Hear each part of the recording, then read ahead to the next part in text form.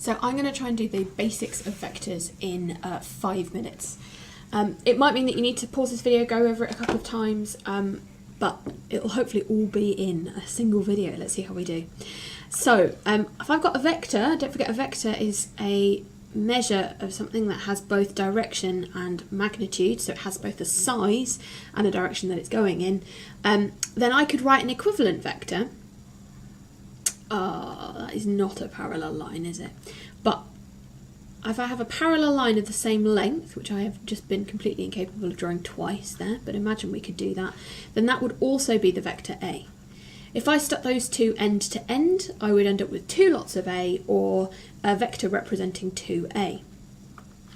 If I create a second vector, say something like this, it could be vector B, it could be anything it likes, but it's certainly not going to be a vector A unless it is, again, the same parallel line but in a different direction.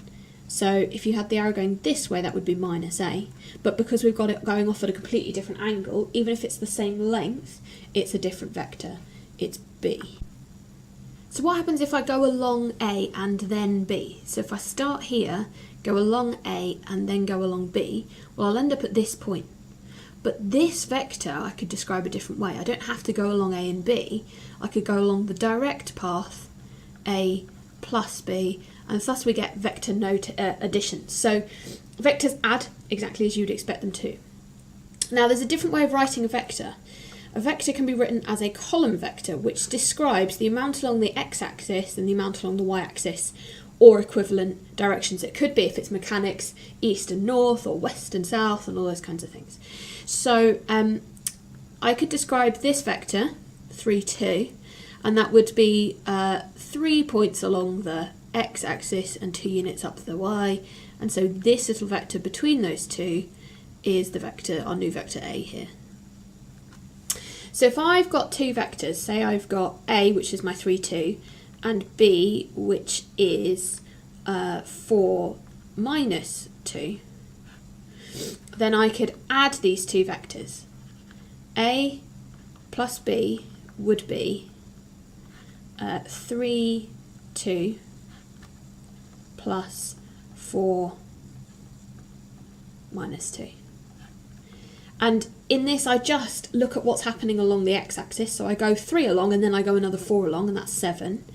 And I go 2 up and then I go 2 down, and that gives me a net total of 0.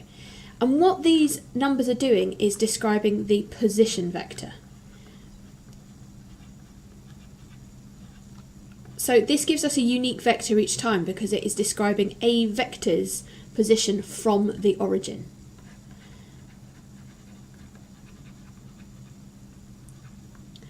So if I've got vector A, this would be its end point respective to the origin, would be 3, 2.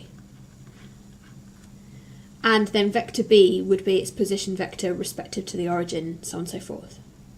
So that's a useful thing to know about the position vector. It's its position relative to the origin. Now the origin could be a randomly fixed point, but obviously normally it's 0, 0, whether that's in time or space or whatever. Okay, so we've seen the addition of vectors, and you can imagine that subtraction is going to work the same way. So vectors can be viewed as sequences of vectors added together. So if this is A, B, C, then the resultant vector, and if you've done some mechanics, you may have done, you may not have yet, resultant obviously means the effect of applying a load of different forces. So the effect of applying vector A, vector B and vector C is this blue line here, A plus B plus C, and you can imagine that subtraction is going to work in the same way, but where subtraction is going backwards on a vector. So if I've got A, B and C behaves in this direction here, let's go for like this. So there's C, there's A and there is B, then getting from this point here to this point here would be A plus B and then backwards along C, which is minus C. Multiplying by a scalar is just like chucking 3 of the same vector, or however many of the same vector along the same line. So I could do 3 lots of A, and that would be the vector A and itself again 3 times. A scalar that we use a lot in vectors is lambda. Lambda is just a Greek letter, but it's just a number, but that's something that they use quite a lot. Position vector, don't forget, is relative to the origin, so it's the measurement of amounts horizontal and amounts vertical that gets you from the origin to the position, the end position of your vector. And we quite often use column vectors, and that is what a column vector will normally be describing.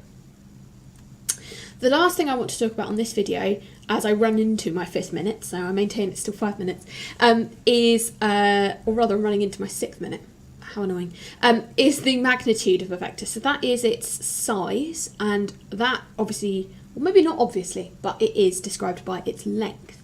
So if I've got the vector 3, 2, it's a line like this, with going 3 units along and then 2 units up. The length of this line we could find out using Pythagoras. So the length of the vector, let's call this one v for vector, would be v squared equals 3 squared plus 2 squared, in which case, of course, v is the square root of 9 plus 4, which is the square root of 13. This is the magnitude or size of the vector. Right, those are the very, very, very basics of vectors. Check out the next video.